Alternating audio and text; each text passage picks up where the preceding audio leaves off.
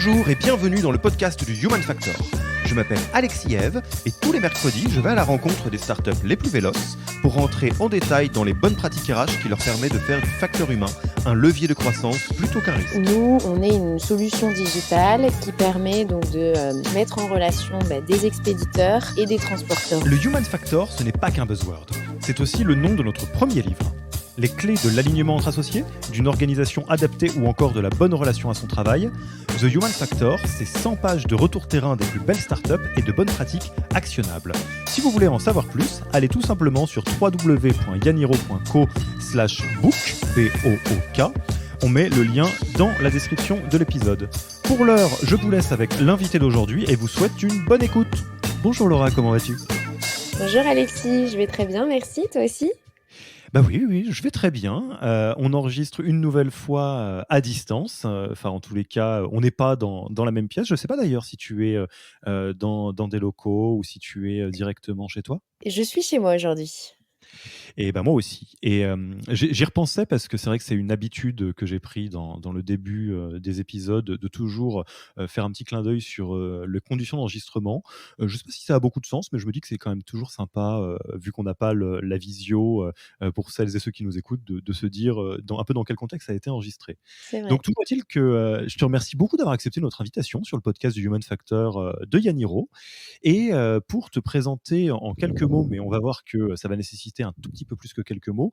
Actuellement, donc là, tu diriges le département People de Sender France, C'est mais ça. je pense que tu peux nous en dire un tout petit peu plus à la fois sur ce que c'est que Sender et sur le chemin qui t'a amené jusque-là, parce qu'on va le voir, ça va être tout le sujet de l'épisode d'aujourd'hui. Et puis, alors, si vous avez cliqué sur le lien, je pense qu'avec le titre, vous avez compris de quoi il va s'agir. Mais c'était pas toujours ton titre, et puis la boîte, c'était pas toujours Sender France. Est-ce que tu veux nous en dire deux mots ? Avec plaisir. Donc effectivement, donc aujourd'hui on s'appelle Sender, mais on était avant Everroad. Donc Everroad qui a été créé en 2016 par Maxime Legardet et on a fusionné avec Sender donc au mois de juin dernier. Sender qui était déjà créé depuis 2015 et qui s'est là d'ailleurs bien développé encore récemment avec par exemple l'acquisition d'Uber Freight. Donc en fait aujourd'hui on est implanté dans 7 pays, que ce soit Allemagne principalement où est le siège, Italie, Espagne, Pologne, Lettonie et donc Pays-Bas avec Uber Freight récemment. Donc on représente 800 collaborateurs aujourd'hui. Donc on a bien grandi. Et pour ce qui est du coup de mon rôle, effectivement, moi j'ai rejoint donc initialement Everroad il y a 3 ans à peu près.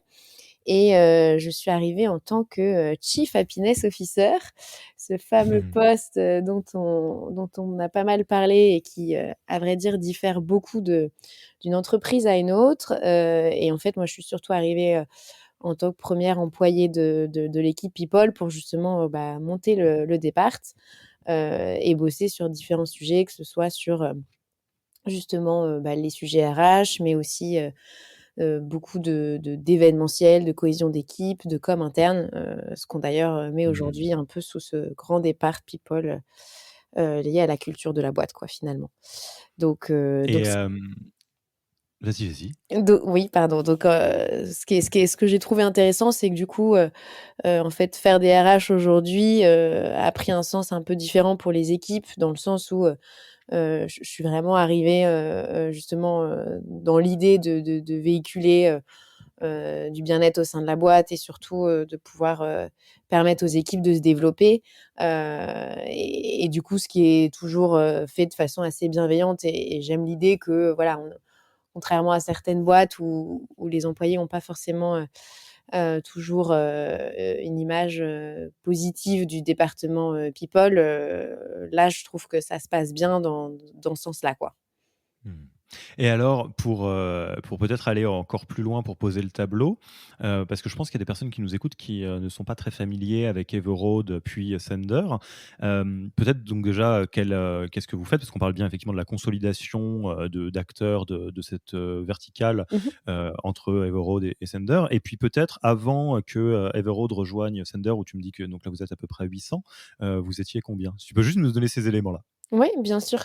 Donc déjà, effectivement, pour, expliquer un peu, ce qu'on fait exactement, en gros, nous, on est une solution digitale qui permet donc de, mettre en relation, des expéditeurs et des transporteurs routiers et donc l'idée, c'est à la fois d'optimiser le processus d'affrètement grâce au digital, justement, mais aussi de permettre, en fait, via la réduction de coûts, une augmentation de revenus, pour nos transporteurs. Mmh. OK, et donc vous l'avez deviné, hein, avec, cette petite introduction, on va parler, de fusion.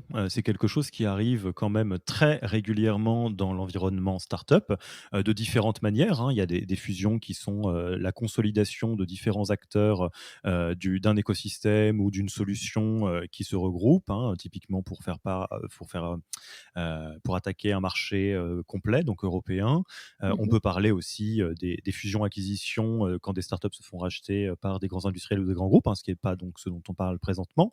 Et on s'est dit, on a beaucoup discuté avec Laura, pour essayer de trouver la meilleure manière, d'aborder ce sujet qui est très, très compliqué et pourtant, qui est, quelque part, prévu au programme pour la plupart, des startups à un moment ou à un autre, en tout cas quand ça se passe, bien. Et on s'est dit, et je te laisserai, compléter, si tu, veux rajouter quelque chose, Mmh. une bonne manière d'aborder le sujet, ça serait de faire un double épisode, avec pas mal de temps d'écart entre les 2. Mmh. Ce premier épisode qui est vraiment, un instantané de, la fusion, parce que la fusion, a commencé il y a pas si longtemps que ça. Donc là, il y a beaucoup de choses qui sont, des chantiers en cours, des enjeux qui sont en train de se mettre en musique et cetera, et de reprendre, le temps peut-être dans quelques mois, dans un an à voir, de faire la partie 2 de cet épisode, un peu en mode que sont-ils devenus, Mmh. regard sur tout le chemin parcouru. Mais donc tout ça pour dire que l'objectif de cet épisode, c'est bien, d'aider, des personnes, donc qui sont responsables des départements people, RH, à envisager ce qui peut se passer, les différents chantiers, à regarder dans le cadre d'une fusion, mais pas nécessairement d'apporter des réponses parce que là, on est, les mains dans le cambouis de votre côté, si je dis pas de bêtises. C'est ça, exactement. Alors effectivement, donc là, ça fait, 7-8 mois qu'on a donc fusionné. Il y a eu, évidemment pas mal de chantiers, à tout niveau, tous départs confondus. Hem Et donc, pour ce qui est de ma partie sur, le départ people, un des plus gros, chantiers évidemment, c'était, la partie plutôt, process et alignement. Parce qu'il faut bien se dire qu'en fait, on fusionne à la base 2 entreprises bien distinctes. Alors évidemment, qui bossaient dans le même secteur, d'activité, mais on fusionne bien, donc 2 équipes, avec des cultures évidemment, différentes, issues de pays différents. Sender Heu, est, de quelle nationalité au démarrage? Sender est basé à Berlin, à Ouais, l'origine. c'est ça. Donc Voilà, une entreprise allemande. exactement.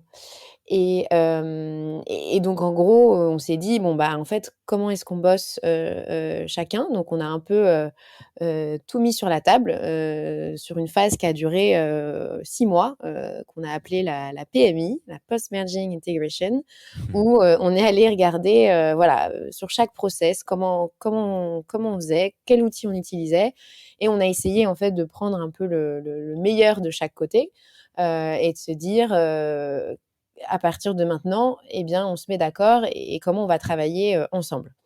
Donc ça a été un process, assez complexe, mais honnêtement, vraiment hyper enrichissant, et je pense qu'on a tous, beaucoup appris. Et donc aujourd'hui, on en sort un petit peu de cette phase-là. On est, à peu près en phase, que ce soit, aussi côté produit, que ce soit, sur l'intégralité des outils qu'on utilise, pour maintenant, travailler ensemble vraiment, main dans la main. Alors déjà à ce stade, il y a plein de choses qui attirent ma curiosité et puis évidemment tu ne répondras que ce sur, quoi, là tu as du recul, hein. Il y a des choses, bon si c'est en route, c'est en route, il y a pas de sujet. Bien sûr. Alors j'ai 2 questions qui me viennent. La Mmh mh. première, c'est, est-ce que dans ce cas-là, Sender, avait peut-être déjà fusionné avec des acteurs et donc arrive avec une proposition de manière de faire ce merging? Ou est-ce que c'est quelque chose que vous, découvrez et défrichez ensemble et vous regardez, un peu comment vous vous y apprenez? C'est un peu ma première question. Et la deuxième, c'est est-ce que tu peux nous donner des exemples des process qui sont passés en revue pour justement, en fait, je pense à potentiellement un ou une DRH qui se prépare à une fusion, qu'elle puisse déjà faire un état des lieux des personnes dans les différentes équipes à impliquer pour préparer ce travail de merger les process. Mmh. Alors effectivement, pour le coup, Sender avait déjà, fusionné avec la poste italienne. Donc en fait, notre, entité, Sender Italie, aujourd'hui, s'est faite, voilà, dans le cadre du joint venture avec la poste italienne.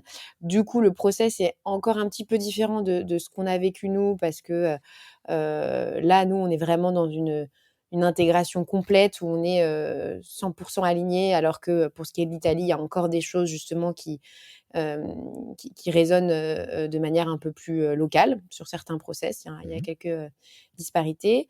Et par contre, c'est plutôt juste après nous, dans la foulée, on a dupliqué l'exercice et là, on a aussi fusionné avec Uber Freight au mois de septembre. D'accord. Donc c'est vrai que c'était assez intense, assez sport pour les équipes parce que ça s'est fait, finalement à 3 mois d'intervalle, quoi. Ouais, et donc vous avez un petit plan de route sur comment, justement mutualiser ces process ou Bah, vous avez dû effectivement, ouais. l'inventer? Bah, effectivement, je pense que du coup, pour ce qui s'est fait avec, Uber Freight, ils ont pu un peu bénéficier de ce qu'on venait de vivre, quelques mois auparavant donc ça, c'était hyper positif. Pour ce qui est du coup de Everode et Sender, bon, je pense que voilà, globalement, on peut dire que ça s'est, hyper bien passé. Je pense qu'il y a, beaucoup aidé, en fait, il y avait aussi une équipe dédiée justement, qui bossait sur ce système de fusion et qui en fait, entre guillemets, avait pour mission, de s'assurer que justement, bah, tout ce sur quoi on s'était mis d'accord, on le faisait, dans un délai, imparti. Et donc ça a vraiment donné, un cadre aussi parce qu'évidemment, il y a beaucoup de sujets à traiter et un des gros enjeux, c'est de se dire: «Bah, qu'est-ce qu'on priorise?» Et évidemment, on est obligé de le faire dans un temps relativement court pour pas laisser, les équipes, on va dire entre 2 process. Donc il y Mmh. avait vraiment évidemment un gros travail de clarification, et forcément, bah, au moment où on a annoncé la fusion, on s'est rendu compte d'un point intéressant, c'est que, bah, pour les équipes, tout le monde se disait: «OK, donc là, on s'aligne» et donc évidemment, les gens avaient, plein de questions sur, bah, à tout niveau, qu'est-ce que ça allait devenir, en fait? Bien sûr. Et sauf qu'en fait, bah, au moment où on l'a annoncé, évidemment, nous, on avait bossé sur tout ce process pour que la fusion arrive. Donc en fait, on entamait tout juste le projet de se dire: «OK, maintenant qu'on a, fusionné, justement, comment on va, travailler ensemble?» Donc là-dessus, il y a eu, je pense un petit temps aussi pour les équipes pour prendre conscience que, bah, en fait, le chantier allait, durer, forcément quelques mois et tout ne pouvait pas se faire, d'un coup, ça nécessitait cette phase d'alignement. Mmh. Alors ça, c'est important, je le souligne, hein, et rappelons-le, hein, l'objectif là de cet épisode, c'est vraiment de mettre sur la table des enjeux qui, naissent spontanément pendant les fusions. Alors disclaimer, moi j'ai été, salarié d'une start-up et j'ai vécu une fusion en tant que salarié, donc ça a fait un peu ting ce que tu viens de me dire, c'est assez rigolo. Mmh. C'est vrai que c'est pas forcément simple pour des collaborateurs ou des collaboratrices, d'avoir, en tête le fait que au moment où la fusion est annoncée, qu'elle est sûre et qu'elle est verrouillée, il y a eu énormément de mois de travail en amont pour que C'est tout ça. ceci soit bien verrouillé, bien construit, bien consolidé, à tous les niveaux et qu'il y a encore énormément de travail après ça pour la conduite du changement tout simplement, en fait, Exactement. pour, s'assurer que ça marche, quoi. Donc Mmh, tout à fait.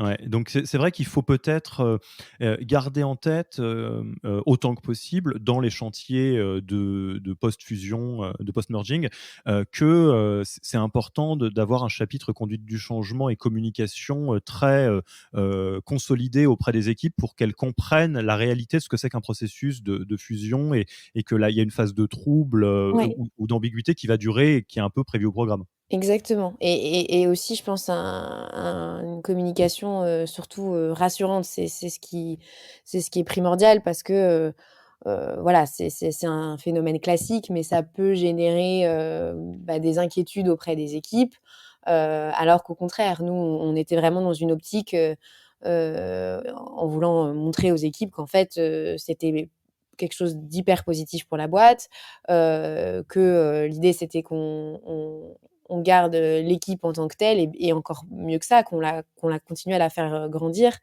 et qu'on repositionne peut-être certains postes, mais que chacun justement, puisse trouver sa place et au contraire, voire même, évoluer grâce à ce contexte-là. Ça a aussi généré forcément des ouvertures et des opportunités, pour un certain nombre de personnes, dans les équipes, qui ont pu prendre, que ce soit un poste, de manager, des postes qu'on a aussi carrément créés pour s'aligner sur, la structure, qui était faite initialement, à Berlin, par exemple. Mmh.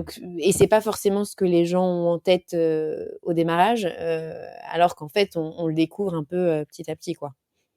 Mmh. Et alors dans votre cas à vous, qui, porte, les plus grands éléments de communication sur ces sujets? C'est l'un ou l'autre des fondateurs des 2 entités? C'est, les RH d'un côté ou de l'autre? Comment ça se passe?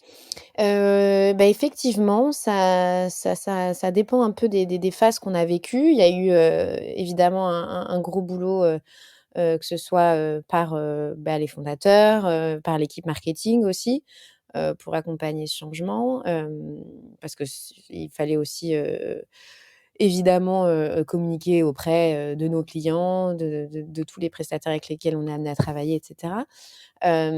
Et après beaucoup par l'équipe people dans un second temps. Et aujourd'hui, on a même par exemple, une équipe un peu plus dédiée, heu, pour gérer justement plus la communication interne. Mmh. OK. Et alors juste parce que sinon je vais oublier cette question-là, est-ce que tu peux nous donner des exemples de processus qui, rentrent dans ce travail de merging? Enfin, tout ce à quoi il faut penser, alors tu vas pas tous les faire, hein, j'imagine, il y en a plein, mais qu'est-ce qui rentre dans les choses à passer en revue pour créer un vocabulaire commun? C'est quoi les genres de processus que vous avez dû, voir? Du coup, si je me concentre sur le département people, en fait, on c'est un peu comme si on avait repris, tout le parcours de l'expérience, collaborateur, en fait. Donc on s'est vraiment dit, si on prend chaque étape, que ce soit le recrutement, que ce soit, l'onboarding, que ce soit, l'évaluation des performances, la gestion de carrière, la formation, la partie salariale jusqu'à, l'engagement. En fait, pour chaque étape, on s'est dit, est-ce qu'il y a des choses, sur lesquelles on est d'accord qu'il faut que ce soit fait à une échelle groupe? La plupart du temps, évidemment, par exemple, dans un souci d'équité, mais il y a aussi des sujets où on a réalisé qu'on était quand même obligé de les décliner, de manière locale, parce qu'évidemment, il y a des différences culturelles qui fait qu'on ne peut pas forcément s'aligner sur, tous les process. Donc je pense que ça déjà, c'est un peu la première étape, de bien distinguer, effectivement ce sur quoi on n'a pas «le choix» entre guillemets, et il faut qu'on s'aligne, et ce pour lequel, on garde une certaine, autonomie en local. Donc ça, je pense que c'est déjà, 1re étape. Mmh. Et après, il y a un sujet là justement dont on n'a pas encore vraiment parlé, mais pour le coup qui a été, primordial, c'est justement ce grand sujet de, la culture d'entreprise. Encore une fois, quand on fusionne comme ça 2 boîtes, on a quand même chacun une culture, distincte, à l'origine. Ce qui nous a, je pense, beaucoup, beaucoup aidé, dans le cadre de cette fusion, c'est que, on a eu la chance de se rendre compte qu'on avait énormément de similitudes justement, en termes de culture d'entreprise. Un exemple précis, c'est par exemple, pour ce qui est de nos valeurs, qui sont, assez importantes, que ce soit chez Everode ou chez Sender. C'est, justement comment on les vit, comment, voilà, c'est pas juste l'idée d'afficher, 5 valeurs, sur un mur, mais vraiment de se dire, comment elles sont déclinées, dans la vie de tous les jours. Et en gros, sur, les 5 valeurs qu'avait Everode, il y en avait, 4 qui étaient quasi identiques à celles de Sender, alors formulées un petit peu différemment bien sûr, mais on s'est dit que ça déjà c'était un bon démarrage. Donc ça, Mmh. c'était le premier point, et pareil sur cette culture de que ce soit, la culture de la transparence, culture du feedback aussi, au sein des équipes, mais aussi une culture de vraiment de bienveillance et de partage, quoi. Pour le coup, on a toujours été une équipe assez soudée, voilà, les gens au-delà d'être des collègues ont toujours créé des relations, assez proches, et ça, c'est quelque chose qui a toujours été, hyper important pour l'équipe, et qui s'est décliné de plein de manières. Mais comme je disais un peu au début, via moi, mon rôle initial dans la boîte, d'essayer d'amener justement de la cohésion entre les départs, bah, ça s'est décliné avec tout un tas de aussi rituels, d'événements, de séminaires, et cetera. Mais finalement, on s'est rendu compte que tout ça, ça avait une valeur très forte, encore plus en période de Covid, quand justement on pouvait pas faire exactement ce qu'on aurait aimé faire. Et du coup, bah, voilà, ça c'est aussi quelque chose que Sender avait, de manière très forte, et je pense que c'est ce qui a, rassuré aussi beaucoup les équipes, quoi. Que finalement on était hyper alignés, là-dessus, donc ça, c'était un très bon point. Et alors, effectivement, c'est un gros morceau, que je gavais bien en tête, cette question des cultures, et des valeurs. De manière très, concrète, comment ça se passe? Est-ce que, parce que là, c'est une très bonne chose de constater qu'il y a une zone de recoupement très forte entre, Mmh. les piliers de valeurs. Est-ce que ça donne lieu à un chantier, concret, précis, qui est fait avec différentes équipes et où il y a un objectif de vérifier le fit et peut-être du coup adapter les valeurs groupes, sender ou d'essayer de redécliner des valeurs. Enfin, comment est-ce que au-delà du résultat, parce que le résultat c'est peut-être en cours, c'est pas très grave ça. D'un point de vue process, comment est-ce que vous vous assurez de jeter un œil attentif sur cette question de est-ce que à quel point les valeurs fit et comment est-ce qu'on recrée une logique cohérente globale? Bah, en fait, par exemple, à Berlin, déjà, ils ont, justement, un pôle au sein du département people qui est, un pôle, culture. Donc avec vraiment une équipe dédiée, que ce soit, donc dans la partie culture, on a aussi été englobé l'onboarding, avec, entre autres, par exemple, une personne dédiée, uniquement à l'onboarding, mais aussi, voilà, office, event, head of culture. Donc justement, en fait, on a passé énormément de temps sur ces fameux 6 mois d'intégration. C'est un peu moi, ça a été mes premiers interlocuteurs, chez Sender, parce qu'en fait, on s'est tout de suite dit, «Il faut vraiment qu'on emmène, tout le monde avec nous dans cette fusion». Et l'idée est bien sûr de rassurer les équipes en montrant qu'on a un socle commun, et que, voilà, même si, peut-être que, comme je disais, une des valeurs a pris un nom un peu différent, en fait, ce qu'il y a derrière est très similaire. Donc ça a été, hyper important pour nous, et forcément, en plus, avec le contexte du Covid, on s'est aussi beaucoup questionné sur, bah, en fait, comment sensibiliser, cette nouvelle grande équipe, et comment faire en sorte que les gens se connaissent. Alors après, il y a des choses qui marchent, plus ou moins. On a essayé différents trucs, des cours de cuisine, à distance, des déjeuners à distance, et cetera. Bon, c'est des challenges aussi, mais voilà, l'idée en tout cas, c'est de toujours essayer de faire en sorte que, bah, les gens apprennent à se connaître, parce que, voilà, on est tous, conscients que, mieux on se connaît, plus on s'apprécie, et plus le travail sera facilement fait derrière, et c'est ce qui est quand même, recherché aussi, de la part de nos équipes, quoi. Oui, c'est vrai qu'on pourrait faire, un coup de projecteur spécifiquement sur ce sujet et il y aurait de la matière à faire plusieurs Clairement. épisodes sur comment on fusionne en temps de Covid ou en C'est tout cas vrai. en distanciel parce que c'est quand même pas simple. Normalement, quelques bons, moments de team building, ça fait déjà une partie du travail et là malheureusement c'est difficile. Ouais. Et pour continuer sur la culture, il y a un élément où je ne sais pas, parce que l'objectif encore une fois, c'est d'essayer de pointer des enjeux, hein, même s'ils sont pas encore, totalement réglés, c'est pas grave. Mmh mh. Est-ce est-ce que les enjeux de culture, au-delà des cultures de boîte, mais de cultures de pays différents, parce que l'Allemagne a sa propre logique culturelle, qui est un peu différente de la France, qui est un peu différente, des autres pays, donc qui font partie du groupe Sender maintenant. Mmh. Est-ce que ça déjà, vous avez rencontré des enjeux particuliers là-dessus qui vous obligent à vous adapter, au sens, vous étant tout le monde, hein, Sender, et Mmh. anciennement Everroad, donc Sender France? Et d'autre part, est-ce que vous avez mis en place des processus spécifiques pour intégrer ça, ou pas? Enfin, comment ça s'est passé, en fait, concrètement? Alors effectivement, ça c'est un sujet, effectivement qui est pas simple. Honnêtement, je pense que ce qui est important, c'est qu'on a toujours essayé de beaucoup communiquer et se dire les choses. Si je prends un exemple, très, très, précis, du quotidien, par exemple, culturellement, il y avait un moment ce débat pas mal dans la boîte, sur, les réunions, qui se faisaient, sur la pause déj. Bon, bah, ça, c'est vrai que, en tant que Français, on aime bien, se faire un petit break, à ce moment-là de la journée et on n'est pas hyper habitué à se faire des meetings sur ce créneau-là.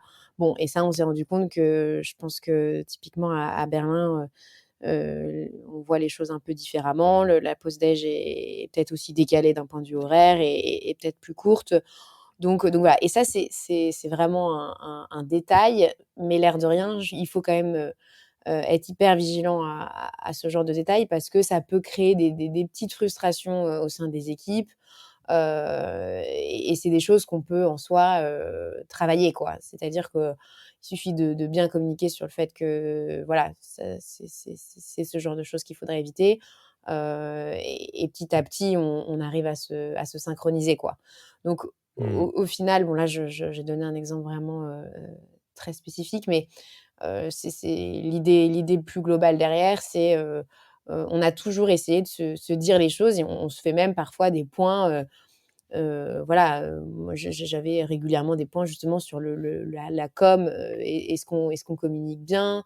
Juste aussi pour se questionner un peu sur, le mood des équipes, par exemple, et essayer un peu de remonter toutes ces frustrations quelles qu'elles puissent être, pour s'assurer qu'on va bosser dessus et on a entre autres un outil, qui nous aide aussi pas mal à réaliser tout ça. C'est un outil qui s'appelle Peakon, qui mesure en fait justement, l'engagement, qui nous donne donc, un score, donc le NPS et en fait, Mmh. tout simplement l'idée c'est, chaque employé reçoit toutes les 2 semaines une série de questions, très diverses, que ce soit, voilà, sur la relation avec son manager, sur, ses objectifs, sur, son environnement de travail, est-ce qu'on se sent, valorisé? Est-ce qu'on se sent utile, au quotidien? Est-ce qu'on évolue?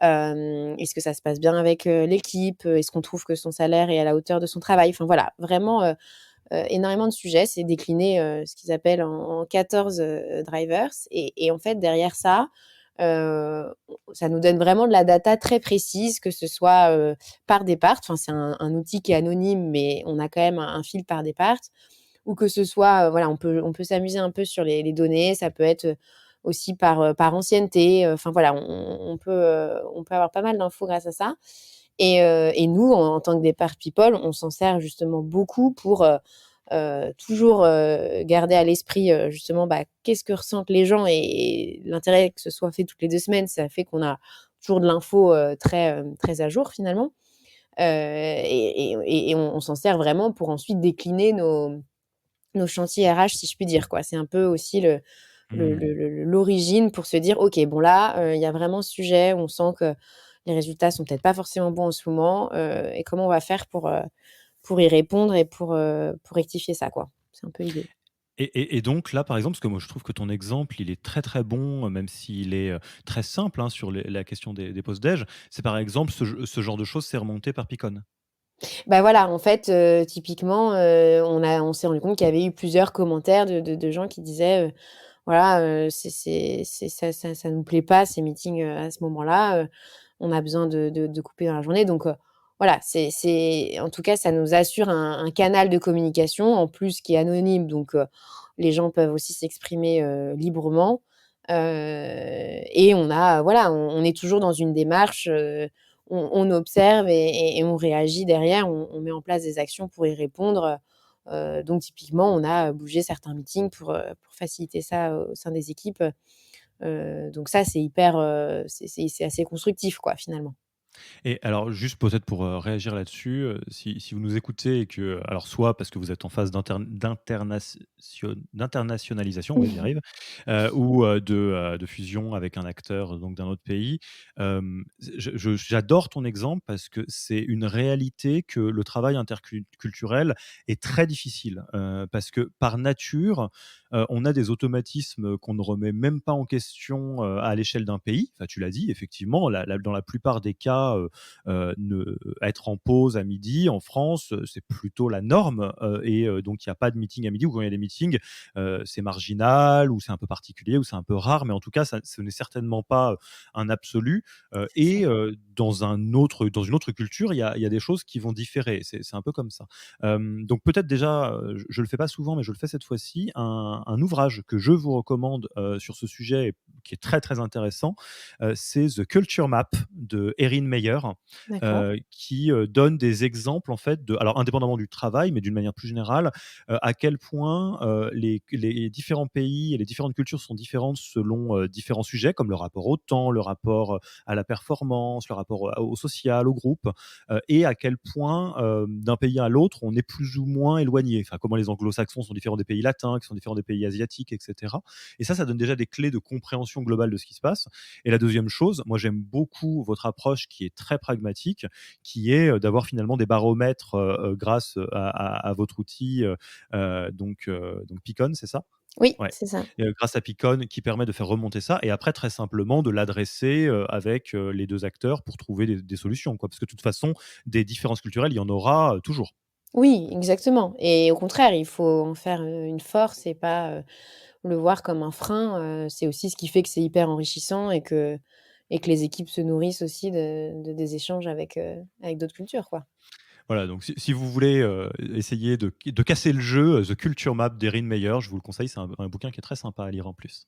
Et alors moi, avant qu'on boucle, et en préparation donc du prochain épisode dans un an peut-être, moi j'ai une question, sur lequel je voudrais bien avoir il y a pas de réponse directe, mais ton avis ou le miroir de ce que tu vis en ce moment. Dans le changement, dans la conduite du changement d'une manière générale, et les fusions sont toujours des très bons exemples de ça. euh, à l'échelle d'un grand nombre de personnes, on va trouver tous les cas de figure. Il va y avoir des personnes qui sont très enthousiastes par le changement, des personnes qui ont peur, des personnes qui sont réfractaires, des personnes qui vont être très excitées à l'idée de rejoindre presque une nouvelle boîte, une nouvelle vie, une nouvelle aventure. Il va y avoir des gens qui, au contraire, vont vouloir faire vivre la structure d'avant le plus longtemps possible et dire non, mais en fait, ça, c'est pas Everroad. Enfin, je pense, en tout cas, je Mmh. sais pas si tu me l'as pas dit, mais j'imagine, ça semblerait assez logique. Euh, j'ai pas de questions particulières, mais j'aimerais bien avoir ton sentiment par rapport à ça. Est-ce que c'est quelque chose que vous anticipez? Est-ce que c'est quelque chose que vous voyez, auquel vous essayez de réagir en temps réel? Mais Mmh. comment est-ce que cette mécanique d'avoir une identité Everroad qui se transforme en identité Sender France, qui est finalement à la fin du fin peu ou prou les mêmes équipes, comment est-ce que vous le vivez tous ensemble et quelle est la partie qui est surprenamment simple, la partie qui est toujours en chantier parce que c'est normal, ça prend du temps. Enfin, vous en êtes où là-dessus? Mmh. C'est une très bonne question.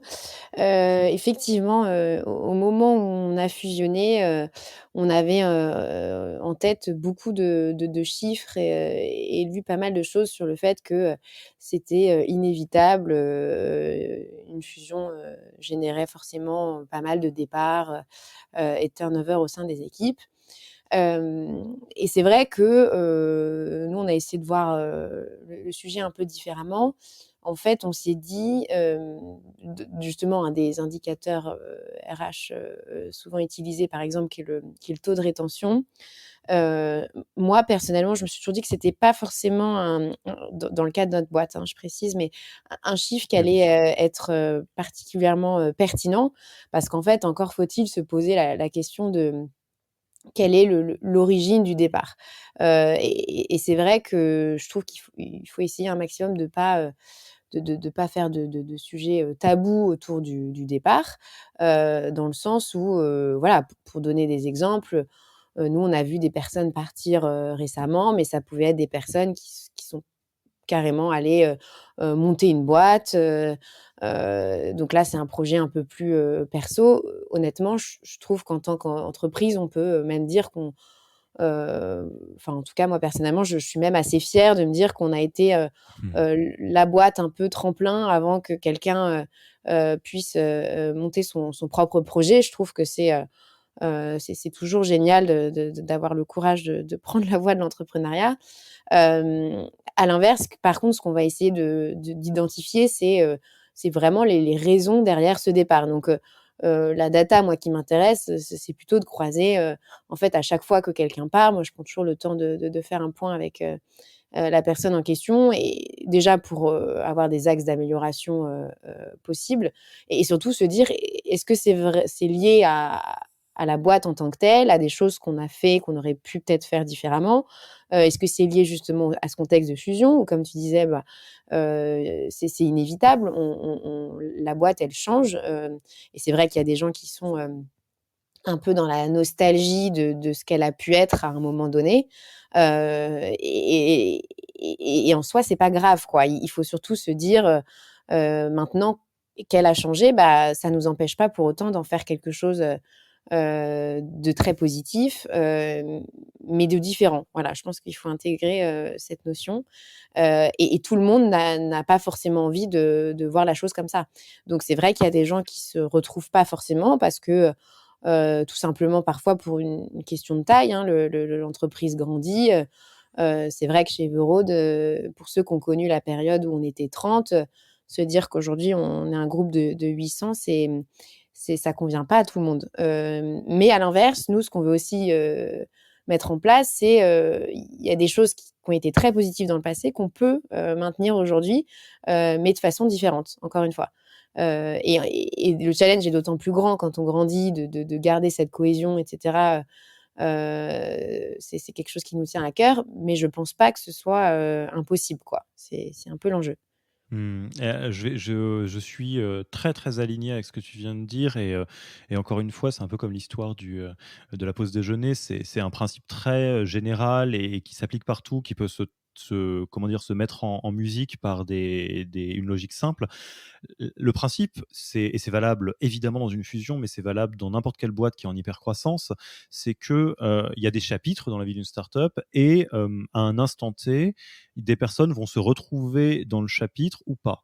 C'est-à-dire qu'il y a Everroad chapitre 1, chapitre 2, chapitre 3. Bon, il s'avère que le chapitre 4, c'est une fusion avec Sender. OK, C'est et ça. ça, là, c'est aussi une partie de notre métier, hein, évidemment, les enjeux humains, en startup. Mmh. C'est même clairement notre métier, hein. Je sais pas pourquoi je dis une partie. Heu, en réalité, je pense que c'est très sain et c'est très OK que chaque personne de l'entreprise, y compris les fondateurs et les fondatrices, hein, parce que ça, c'est un sujet dont on parle peu, mais qui est important, Mmh. puisse se poser la question de: «Est-ce que ce chapitre-là, il est pour moi ou il est pas pour moi?» Peut-être que, en tant que fondateur, j'ai adoré, lancer le projet, mais structurer une boîte énorme, ça m'excite moins, ou j'étais, 1er employé, de la boîte, et c'était très chouette, mais je préfère les petites structures, et c'est OK, il y a pas de problème. Et peut-être que j'aimais bien être chez Everroad, mais que, à l'occasion de cette consolidation avec un acteur européen qui fait qu'on est devenu partie d'un grand groupe, j'ai moins envie d'y aller. Et je pense que ça, c'est OK, que dans nos collègues RH, c'est important de l'accepter et du coup, in extenso, de ne pas s'arc-bouter, comme tu le disais, sur le taux de rétention, parce que c'est important d'éviter que des gens, entre guillemets, quittent l'entreprise dégoûtés parce qu'il y a quelque chose qui s'est mal passé. Mais c'est peut-être OK, tu as raison de dire que quelqu'un a fait un cycle, ça s'est très bien passé, et n'a pas envie de vivre les contraintes géographiques qui accompagnent la fusion, ou qui ont juste envie de monter un projet pour retrouver une boîte plus petite. Tout à fait, exactement. Ouais, mais en tout cas, c'est un beau message. OK, alors donc là, on va boucler. Je pense qu'on a fait un bon tour d'état des lieux, à moins que tu oublies, quelque chose, parce que l'étape d'après donc c'est, fin 2021, début 2022, je sais pas trop quand, mais on se refait un point et on va faire un dialogue entre la Laura, actuelle et la Laura du futur. Est-ce qu'il y a quelque chose que tu veux rajouter, un petit mot pour la Laura du futur? Enfin, comment est-ce que tu veux boucler, cette partie 1 de notre échange avant qu'on atterrisse un peu?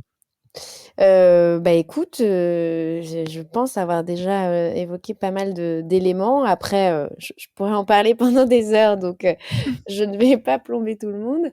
Mais voilà, en tout cas, le message, je trouve, à retenir, c'est que, clairement, il faut un peu aussi parfois raisonner, au cas par cas, évidemment. L'idée est d'accompagner tout le monde, que ce soit en termes de croissance, comme on le disait, en termes de développement, parce que ça peut être aussi un peu du développement personnel aussi, via tout ce qu'on veut mettre en place, à travers la culture. Mais comme on vient de le dire, voilà, il y a l'histoire d'une boîte, passe par, différents chapitres, et moi j'essaye surtout d'être à l'écoute, de ce que chacun a envie, et que ce soit, envie justement de grandir, d'évoluer au sein de la boîte, et c'est un de nos gros enjeux aussi, sur la partie gestion de carrière, et à l'inverse, comme on vient de le dire, si quelqu'un s'y ressent plus et cetera, voilà, de raisonner de façon, le plus humaine possible, pour, bah, finalement, cette fois accompagner la personne, mais plutôt dans un projet de vie, plus perso par exemple, et pour moi c'est tout aussi important, quoi. Top.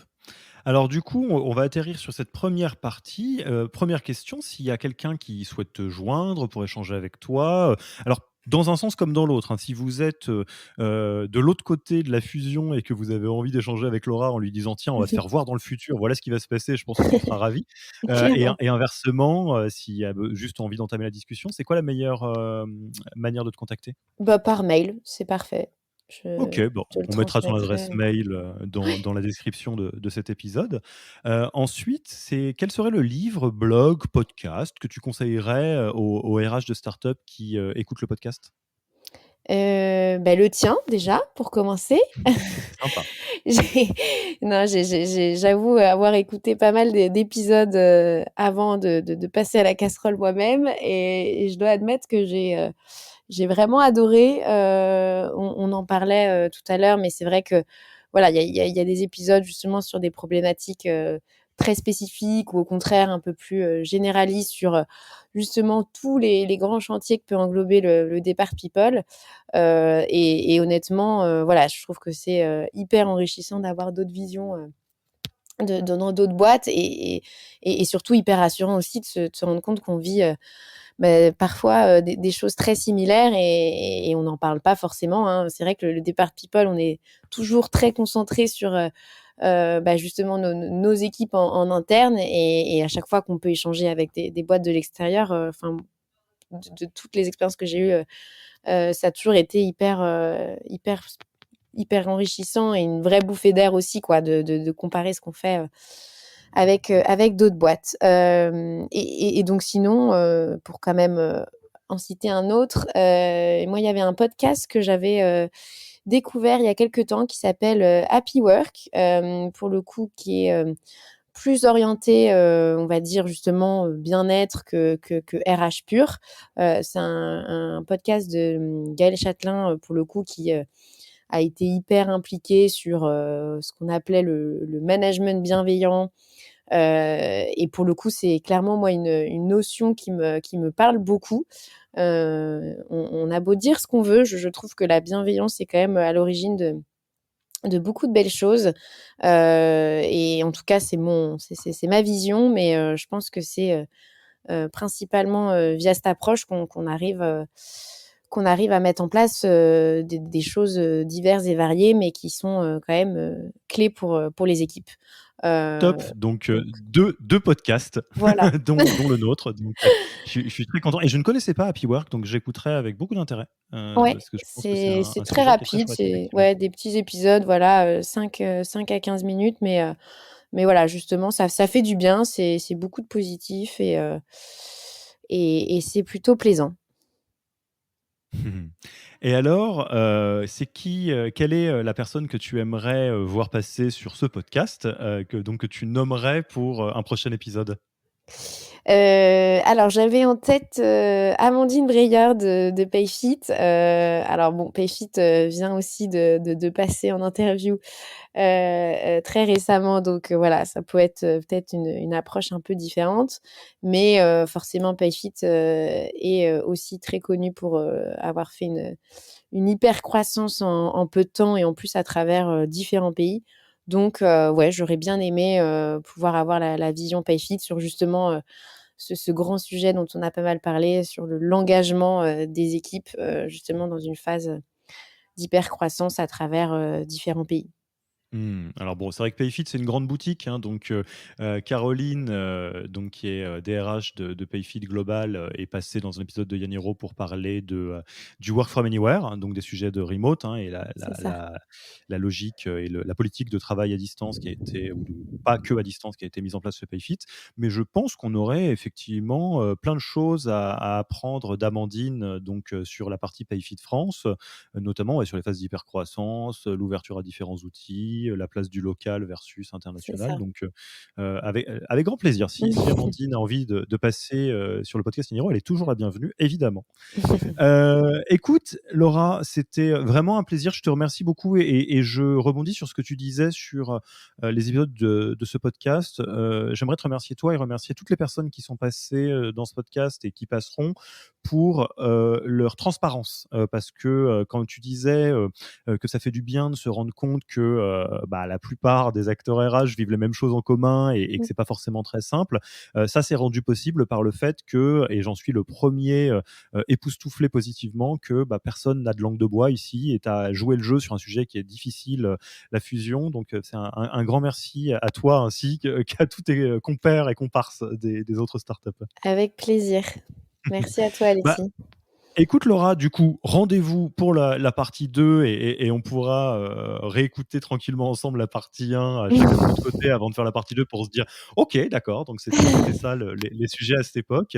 Et puis, moi, je te dis du coup à la prochaine. Eh ben, avec plaisir, en réel cette fois, on l'espère. Ah ouais, ouais, ouais, si possible. J'aime bien les enregistrements à distance, mais bon. Allez, à bientôt. À bientôt, Alexis. Merci d'avoir écouté cet épisode. S'il vous a plu et que vous ne voulez rater aucun nouvel épisode, abonnez-vous à la newsletter en allant sur le site www.yaniro.co. Et à mercredi prochain pour le prochain.